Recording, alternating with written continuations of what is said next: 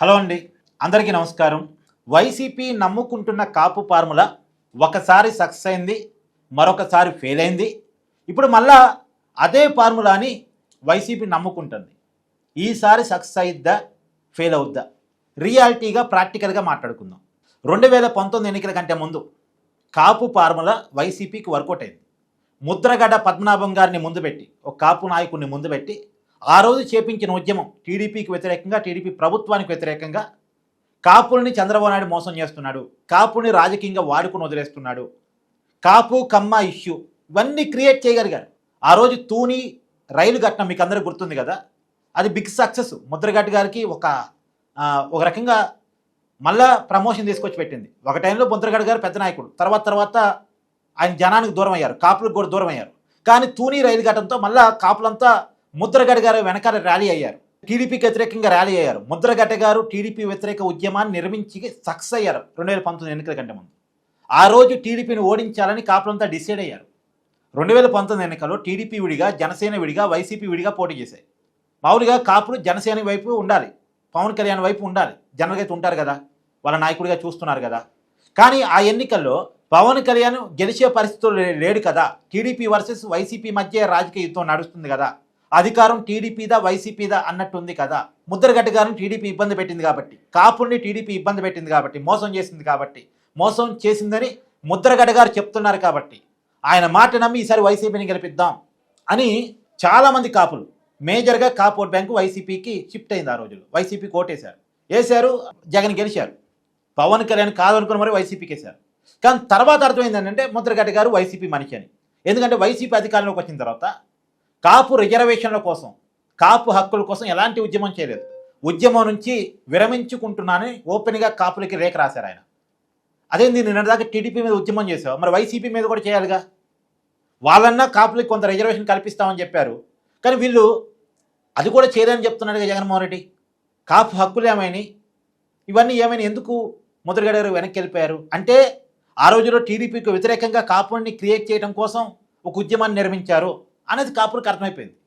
YCP కోసం నిర్మించిన ఉద్యమం అనేది.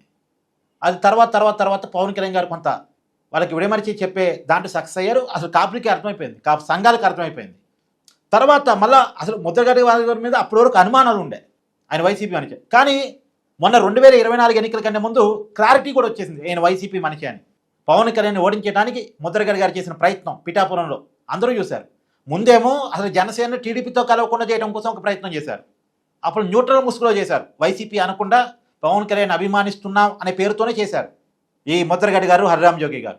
కాకపోతే పవన్ కళ్యాణ్ గారు క్లారిటీ ఉంది, వీరంతా వైసీపీ మనుషులు, వైసీపీ వెనకాలండి నడిపిస్తుంది వీళ్ళని అని ఒక క్లారిటీ ఉంది. అందుకనే వాళ్ళ ట్రాప్లో పవన్ కళ్యాణ్ గారు పర్లేదు, పొత్తు కుదరకుండా చేసే ప్రయత్నాలు వర్కౌట్ కానీయకుండా చేశారు ఆయన ఒకటే మాట చెప్పారు జనసేన క్యాడర్కి, ఈసారికి వ్యూహం నాకు వదిలేయండి, ఈ ఒక్కసారికి నన్ను నమ్మండి, నేను చెప్పినట్టు మీరు వినండి అన్నాడు. విన్నారు. ముద్రగడ్డ గారి ట్రాప్లో, హరిరామ్ జోగి గారి ట్రాప్లో పర్లేదు. తర్వాత వాళ్ళ అసలు రంగు కూడా బయటపడింది. అసలు ఎన్నికలు వచ్చేసరికి ఎన్నికల ప్రచారంలో ముద్రగడ్డ గారు డైరెక్ట్గా వైసీపీలో జాయిన్ అయ్యి వైసీపీ పార్టీ తరఫున ప్రచారం చేశారు, పవన్ కళ్యాణ్ ఓడించడం కోసం ప్రచారం చేశారు. మరి పవన్ కళ్యాణ్ మీద ప్రేమే ఉంటే, పవన్ కళ్యాణ్ ముఖ్యమంత్రి కావాలనుకునే వ్యక్తే ముద్రగడ్డ గారు అయి ఉంటే, పవన్ కళ్యాణ్ ఎమ్మెల్యేగా కూడా గెలవనివ్వను, ఎమ్మెల్యేగా ఆయన గెలిస్తే నా పేరులో రెడ్డి చేర్చుకుంటాను ఎందుకు కామెంట్ చేసి ఉంటారు? వైసీపీ అసలు ముద్రగడ్డ గారు ఎందుకు చేరుంటారు అంటే అన్ని రోజులు వైసీపీ వెనకాల నడిపించింది అన్న విషయం కాపులు అందరికీ అర్థమైపోయింది. హరిరామ్ జోగయ్య గారి కొడుకు కూడా వైసీపీలో జాయిన్ అయిన తర్వాత పిక్చర్ క్లారిటీ వచ్చేసింది. ఇన్నాళ్ళు వైసీపీ వెనకాల నడిపించింది, ఇప్పుడు డైరెక్ట్ అయిపోయారు, ఇక జనం నమ్మట్లేదు కాబట్టి ఇక ఓపెన్గా వచ్చేశారు అనేది అర్థమైపోయింది. చివరి పాపం పవన్ కళ్యాణ్ ఓడించడం కోసం తీవ్రంగా కష్టపడి ఆ కష్టం ఫలించక ముద్రగడ పద్మనాభరెడ్డి అని పేరు పెట్టుకున్నాడు. ఇప్పటికీ రెడ్డి అని పేరు పెట్టుకున్న ముద్రగడ పద్మనాభరెడ్డి గారి చేత కాపుల విషయం మాట్లాడిస్తున్నారు. చివరికి అంబటి రాంబాబుకి కాపు మోసుకేసేశారు. ఆయన కాపు నాయకుడిగా చిత్రీకరించే ప్రయత్నం. కాపుల కోసం అంబటి రాంబాబు గారు ఏం చేశారు, పేరు నాని గారు ఏం చేశారు? కేవలం అంబటి రాంబాబు గారి ఇంటి మీద దాడి ఎందుకు జరిగింది? ఆయన చంద్రబాబు నాయుడు గారిని లక్కారం భాష తిట్టారు కాబట్టి, టీడీపీ కార్యకర్తలు కోపం వచ్చింది కాబట్టి. ఆయన కులం చూసి దాడి చేశారా?